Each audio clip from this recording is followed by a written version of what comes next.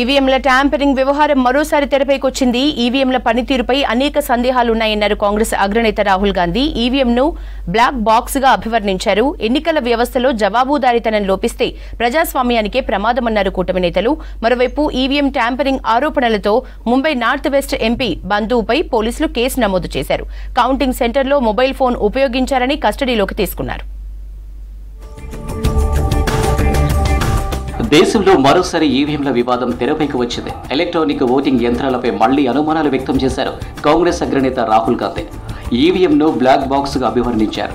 ప్రజాస్వామ్య దేశంలో ఎన్నికల ప్రక్రియ పారదర్శకతపై అనేక సందేహాలు ఉన్నాయన్నారు. ఎన్నికల సంఘం తక్షణమే వీటిపై దృష్టి సారించాలని, ప్రజల అనుమానాలను నివృత్తి చేయాలని డిమాండ్ చేశారు. ఎన్నికల వ్యవస్థలో జవాబుదారీతనం లోపిస్తే ప్రజాస్వామ్యానికే ప్రమాదం అంటూ ట్వీట్ చేశారు రాహుల్.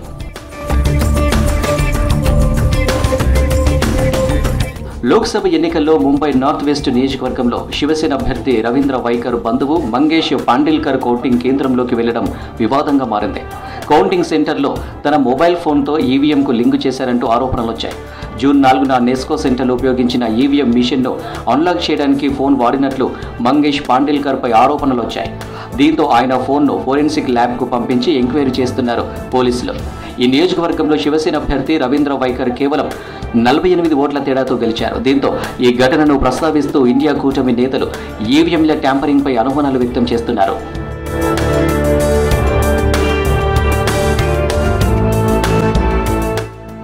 ఇదే సమయంలో టెస్లా చీఫ్ ఎలన్ మస్క్ చేసిన ట్వీట్ ఈవీఎంల ట్యాంపరింగ్పై చర్చనీయాంశంగా మారింది. ప్యూటోరికా దేశంలో జరిగిన ఎన్నికల్లో ఈవీఎంల ట్యాంపరింగ్ జరిగిందని ఆరోపణలు వచ్చాయి. అక్కడ ఈవీఎంలతో పాటు పేపర్ కౌంట్ ఉండడంతో ఫలితాలు వచ్చాయి. లేదంటే ప్రజాస్వామ్యానికి పెద్ద ప్రమాదం జరిగేదని ట్వీట్ చేశారు. అమెరికాలో రాబోయే ఎన్నికల్లో ఈవీఎంలను వాడొద్దన్నారు ఎలన్ మస్క్. ప్యూటోరికా ఇండిపెండెంట్ ప్రెసిడెంట్ అభ్యర్థి రాబర్ట్ ఎఫ్ కెన్నెడీ ట్వీట్ను రీపోస్ట్ చేశారు.